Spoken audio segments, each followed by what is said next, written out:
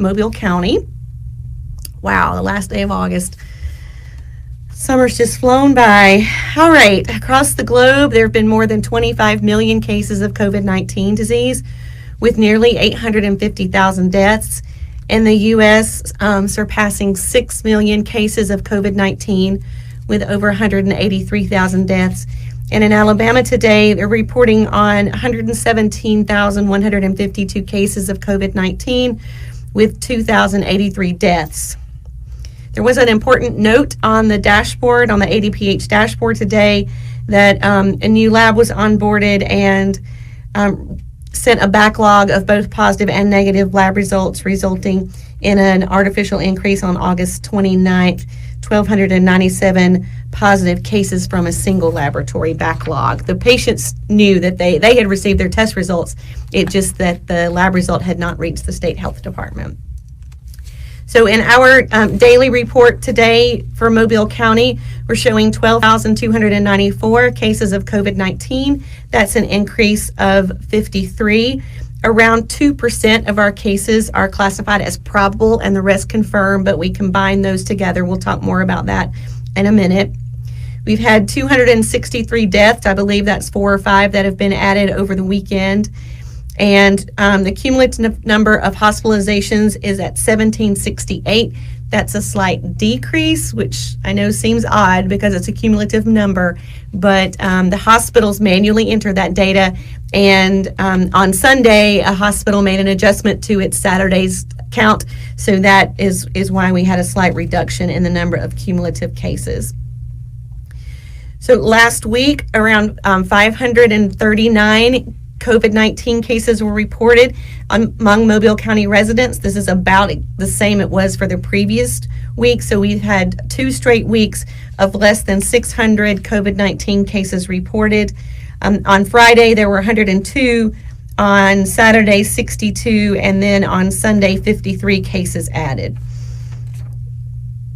Current hospitalizations was 104 for yesterday. This is the lowest number of people currently in the hospital with COVID-19 since July 7. So we know that our July pretty much blew up with COVID cases after a couple of holidays and some relaxation of movement restrictions. And then since our statewide mask mandate has been in order, we have seen dramatic decreases. So again, 104 in the hospital yesterday, the lowest since July 7th. So good work, everyone, wearing those masks and trying to keep those that are most vulnerable for hospitalizations and death protected. So our weekly expanded report has not been released yet. We're waiting on our partners who help us out with the map each week to get that over to us when they're done with some other important work. But in this weekly report, again, we're just over 12,000 COVID cases. That includes 11,980 that are laboratory confirmed and 216 that are probable. That's around 2%. We may start to see this probable case count increase as more and more use of the antigen point of care test people are picking these up as they become available, the machines and also the reagents, because it's a rapid test and can be done at the point of care. They're highly desirable.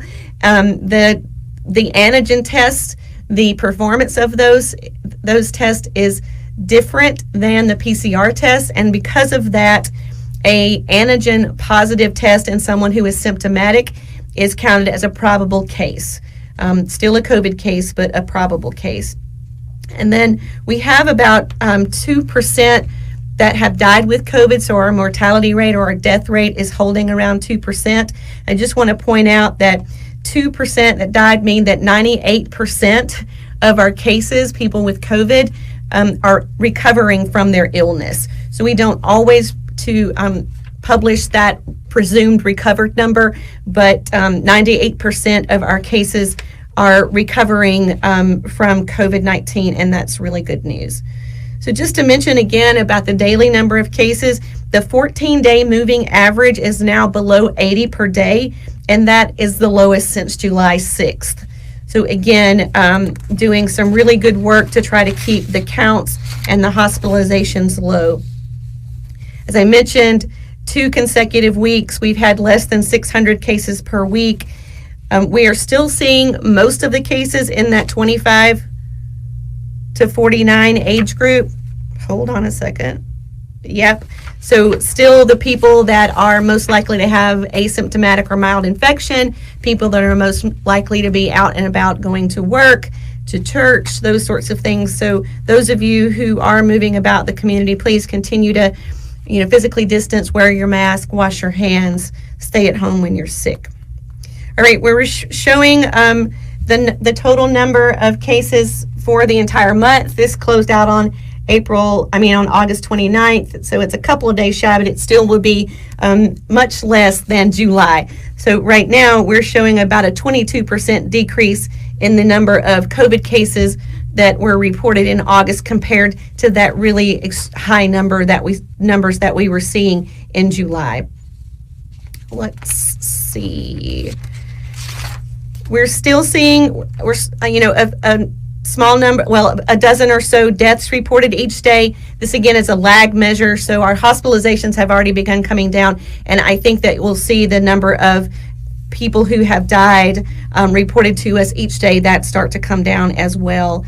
And remember that 90% of patients who die with COVID have underlying medical conditions. So when you have underlying medical conditions, this probably makes you more vulnerable to infection, right? Because your immune system doesn't work as robustly as someone who is healthy and has no underlying medical conditions. So you're more likely to get infected. And then when you get COVID infection, if you have underlying medical conditions or if you're older, then you have a harder time fighting the illness.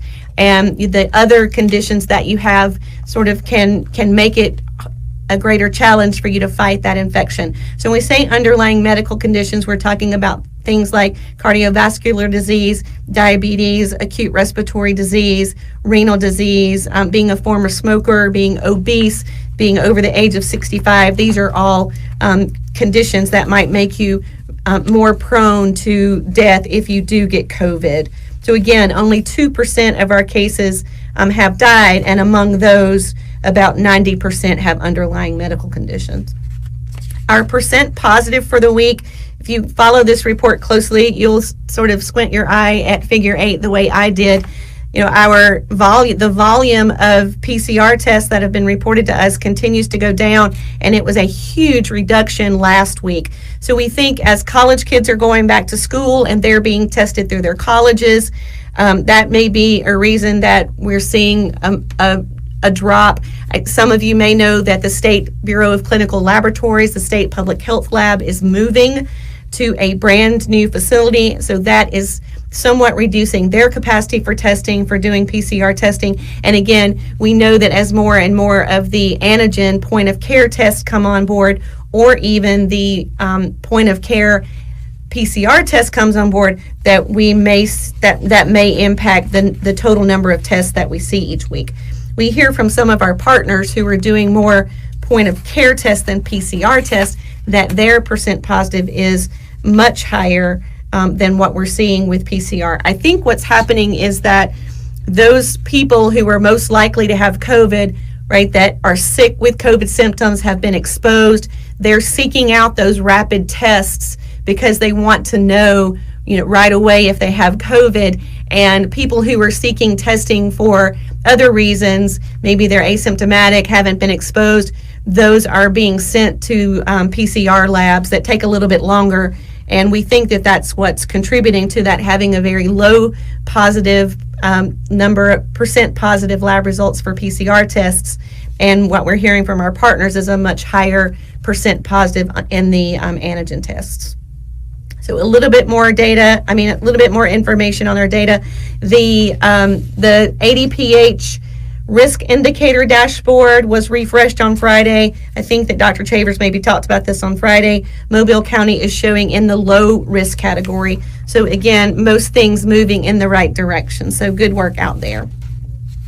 All right, let me answer a couple of questions, and then I'll just stress a couple of additional pieces of information that I want to make sure stay in the front of your brain because they're really important. So we had some questions from the media responding to something that was tweeted this weekend about that only 6% of the deaths or so have no underlying condition listed, and that's about what we expect. I think in Mobile data, it's around 10% that we don't know if they had an underlying medical condition or not. That's not extremely alarming. It's not new. We've known for quite some time that the overwhelming majority of people who die with COVID have an underlying medical condition. Some questions about updates on children going back to school. So, a large majority, some have already started, some are going back tomorrow, either virtually or in person. We've gotten just some preliminary raw data from the state health department on the number of schools that are reporting cases of COVID in the state report card.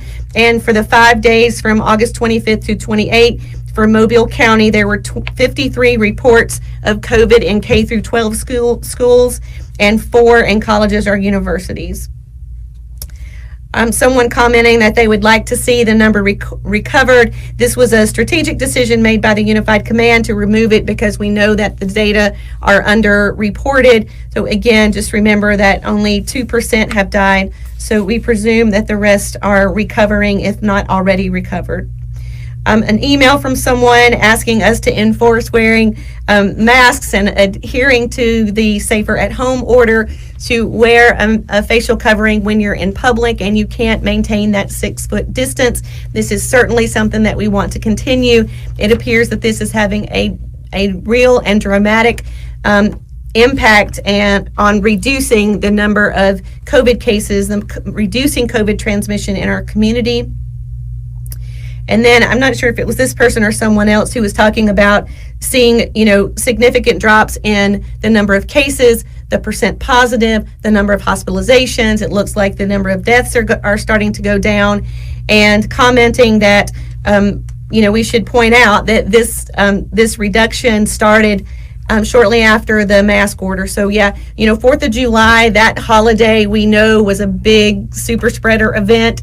And we had, from that day until about 14 days, people who were exposed, would be getting sick.